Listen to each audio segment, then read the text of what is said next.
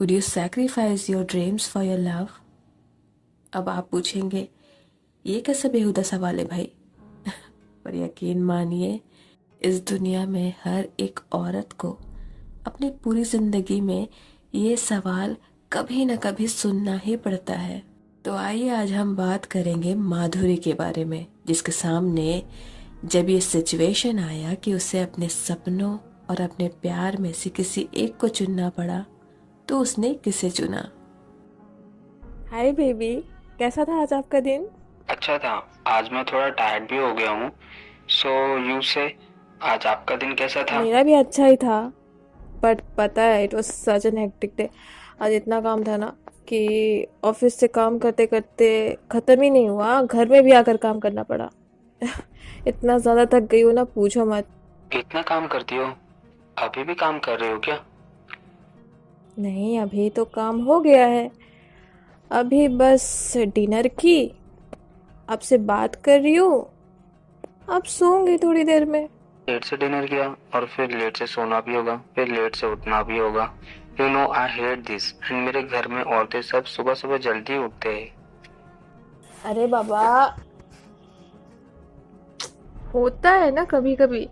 अब ज़्यादा लेट थोड़ी उठती हूँ, हमारे ऐसा ही होता है। अब सारा दिन काम करती हूँ मैं, ऑफिस का काम, घर का काम, थक जाती हूँ यार। मैं भी इंसान हूँ, मैं मशीन नहीं हूँ। और अगर थोड़ा बहुत लेट उठ भी गई सुबह तो इसमें क्या प्रॉब्लम है? 5 बजे की जगह 7 बजे उठती हूँ ना, लेकिन उठ तो जाती हूँ सुबह। एनीवेज, मैं थक गई हूँ यार, मुझे नींद आ रही है।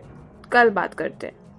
यार अभी अभी तो आई हो और अभी जाने की बात करें। ये सब प्रॉब्लम की वजह तुम्हारी जॉब है, जिसकी वजह से तुम मुझे टाइम नहीं दे पाती। शादी के बाद तुम जॉब छोड़ देना ताकि तुम पूरा टाइम मुझे और मेरी फैमिली को दे सको। पर ये जॉब मेरा। हर बार कुछ नहीं, मैंने जैसा कहा है वैसे ही करना। अगर मुझसे प्यार करती हो इतना तो करना होगा। ओके बाबा, ठीक है, लेकिन आप मुझसे ऐसे बात मत क्या करो यार, मुझे अच्छा नहीं लगता बिल्कुल भी। चलो, मैं रखती हूँ, बाय, गुड नाइट। ऐसा कहकर माधुरी ने कॉल डिस्कनेक्ट कर दिया। 3 महीने बाद माधुरी बैठकर कुछ सोच ही रही थी कि तभी उसे शेखर का कॉल आया। तुमने कॉल किया था? सॉरी, मैं अपने फ्रेंड्स के साथ था। बताओ क्या बात है? अच्छा, कोई बात नहीं। सुनो, मैंने तुम्हें कुछ गुड न्यूज़ देने के लिए कॉल किया था। कैसी गुड न्यूज़? तुम जॉब छोड़ रही हो क्या?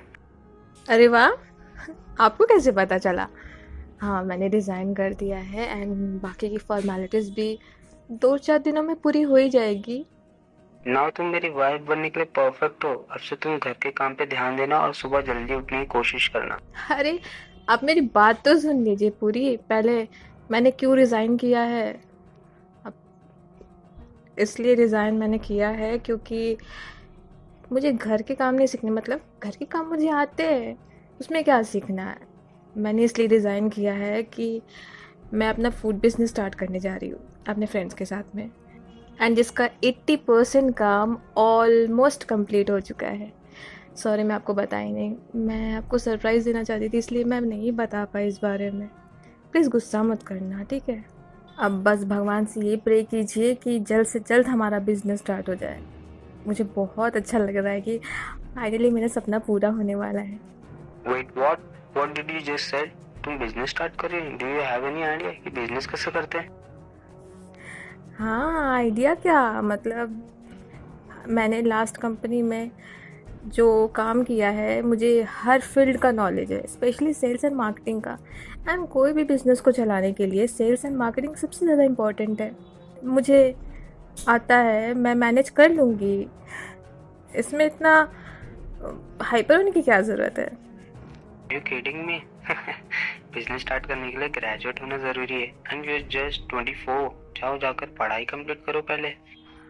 अरे, आपको पता नहीं है क्या, मुझे ग्रेजुएशन की 2 साल हो गए और मुझे नहीं लगता कि इसमें कोई प्रॉब्लम हो सकती है।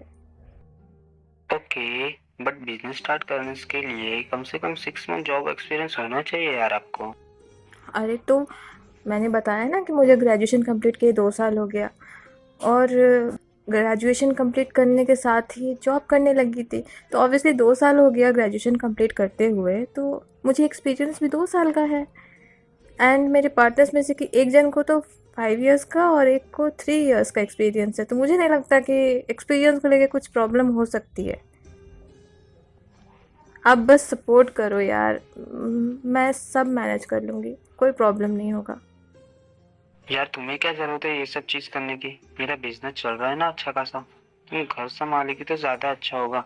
आज तुम ये बिजनेस करने की जिद कर रही हो, कल को हमारी शादी होंगी, बच्चे होंगे। जब तुम ये सब बेकार की चीजों में बिजी रहोगी तो बच्चों की परवरिश और मेरे माँ बाप की जिम्मेदारी कैसे उठाओगी? बेहतर होगा ये सब बेकार की चीजों में ना पड़ो और एक अच्छे हाउसवाइफ बनने की कोशिश करो। अरे बाबा, आप टेंशन क्यों ले रहे हो? मैंने इतने दिन से घर का काम और ऑफिस का काम मैनेज किया ना, आगे भी कर लूँगी, क्या प्रॉब्लम है? और मेरे भी लाइफ में कुछ गोल्स है, मेरे भी कुछ एम्बिशन है ना। अब मैं अगर अर्न करूँगी, इनकम करूँगी तो आपको भी सपोर्ट मिल जाएगा और मैं अपने पेरेंट्स की फाइनेंशियल नीड्स को भी पूरी कर पाऊँगी। क्या शादी के बाद भी तुम अपने पेरेंट्स की जिम्मेदारी लोगी तो तुम्हारे भाई क्या करेंगे? शेखर, वो सिर्फ मेरे भाई के पेरेंट्स नहीं हैं, वो मेरे भी तो माँ बाप हैं ना। तो क्या मेरी कोई जिम्मेदारी नहीं बनती? अगर मैं शादी कर लूँ तो आपके माँ बाप के साथ साथ मैं अपने माँ बाप का ख्याल नहीं रख सकती, उनकी फाइनेंशियल नीड्स को पूरा नहीं कर सकती? ऐसा क्यों? ओह ओके ठीक है, मैं तुमसे बाद में बात करता हूँ, मुझे कुछ जरूरी काम करना है। अरे शेखर के इस रूखे रवैये से माधुरी थोड़ी दुखी हो गई, लेकिन उसने मन ही मन सोचा कि जब मेरी कोई गलती ही नहीं है तो मैं क्यों माफी मांगू, वो खुद आकर मुझे मना लेंगे। लेकिन शायद माधुरी ये भूल रही थी कि शेखर ने आज तक कभी उसे मनाया नहीं। चाहे गलती किसी की भी हो, लेकिन हमेशा कॉम्प्रोमाइज माधुरी को ही करना पड़ता था। वो शेखर के कॉल्स या फिर मैसेजेस का वेट करने लगी, लेकिन जब उसने देखा कि शेखर की तरफ से कोई रिस्पॉन्स नहीं आ रहा है तो हार पछता कर उसने खुद ही उसे मैसेज करने का फैसला किया। उसने मैसेज किया, hi babe, if you are free then please call me. Shekhar ने उसका मैसेज सीन करके इग्नोर कर दिया। उसने दोबारा मैसेज किया, why are you not saying anything, are you trying to ignore me. दूसरी तरफ से मैसेज आया, मुझे बहुत नींद आ रही है, बाय। उसका रिप्लाई देखकर माधुरी बिल्कुल शॉक्ड हो गई, लेकिन फिर भी उसने मैसेज किया, ओके बाय। अगली सुबह माधुरी को सोकर उठने में काफी देर हो गया, क्योंकि वो रात भर सोई नहीं थी। शेखर के बात तो को याद करके वो रोती रही।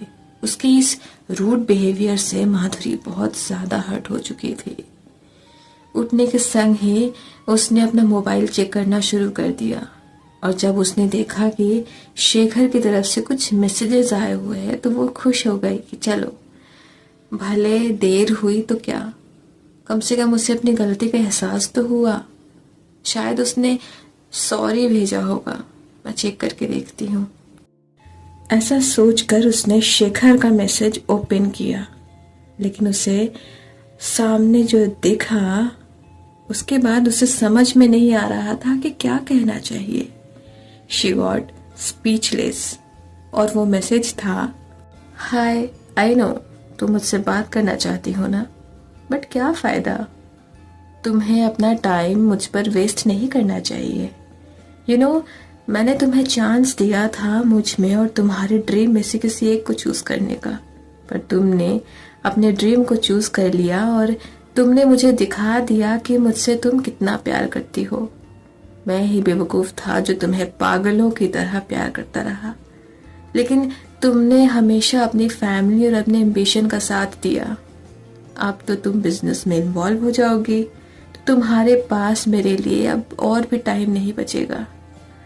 कहाँ मैं सोच रहा था कि तुम मेरे लिए अपना जॉब छोड़ दोगी, लेकिन यहाँ तो खैर, तुम्हारी आगे की जिंदगी तुम्हें मुबारक हो। अब मैं और तुम्हें परेशान कभी नहीं करूंगा। Good bye and see you never. ये मैसेज पढ़ के माधुरी बिल्कुल शॉक्ड हो गई, और जब उसने रिप्लाई करने का सोचा तो वो देखे कि she is blocked by him. फिर तुरंत उसने कॉल लगाया लेकिन वहां भी उसका नंबर ब्लॉक्ड था। ये सब देखने के बाद वो पूरी तरह से टूट गई। उसने सोचा कि आखिर उसकी गलती क्या है, ये कि वो अपने बारे में भी सोचती है या फिर ये कि उसने अपने पेरेंट्स के सपने पूरे करने की कोशिश की। उसने अपने मन ही मन कहा, मैंने कभी भी कोई बात उनसे नहीं छिपाई, लेकिन उन्होंने आज मुझे इतना बड़ा धोखा दे दिया। वो रोना तो चाहती थी लेकिन तभी उसके पापा आए और बोले, गुड मॉर्निंग बेटा, तुम्हारी मम्मी घूमने जाने का कुछ बोल रही है। मैं सोच रहा हूँ क्यों ना आज तुम्हारे फेवरेट रेस्टोरेंट में चले लंच करने, फिर हम बीच पर घूमने भी जाएंगे। आज मेरी छुट्टी है और आज तुम भी काम से थोड़ा ब्रेक ले लो। आज थोड़ा फैमिली टाइम स्पेंड करते हैं साथ में। तुम्हारी आंखें इतनी लाल क्यों है बेटा? अरे कुछ नहीं पापा, बस वो पीसी और मोबाइल चला चला कर आँख थोड़ा सेंसिटिव हो गया है ना, इसीलिए ऐसा रेड हो गया। वैसे थैंक यू सो मच, अच्छा प्लान है। वैसे भी आजकल मैं थोड़ा लो फील कर रही हूँ, घूमने का प्लान अच्छा है। हम बाहर चल के ही लंच करते हैं आज। मैं अभी जाकर फ्रेश होके आती हूँ। उसकी मर्जी न होते हुए भी उसे सबके लिए खुश होना पड़ा। यही तो है एक औरत की जिंदगी का कड़वा सच, कि उसे अपनी जिंदगी में सब कुछ एक साथ नहीं मिल सकता। सपने पूरे करो तो प्यार नहीं, प्यार मिला तो सपनों का गला घोंटना पड़ता है। हम हर साल विमेंस डे मना लेते हैं, अपने घर की औरतों को गिफ्ट देते हैं, उन्हें स्पेशल फील करवाने की कोशिश करते हैं, लेकिन ये सब करने के साथ साथ हम उनके वो आंसू पोंछे जो वो हमें दिखाना नहीं चाहती, उनकी वो कहानी सुने जिन्हें वो हमें बताना नहीं चाहती, उनकी वो ढाल बनकर चले जिसकी उन्हें ज़रूरत तो है लेकिन वो मुंह खोलकर कभी बोलेंगी नहीं। तब जाकर सही मायने में होगा हैप्पी विमेंस डे।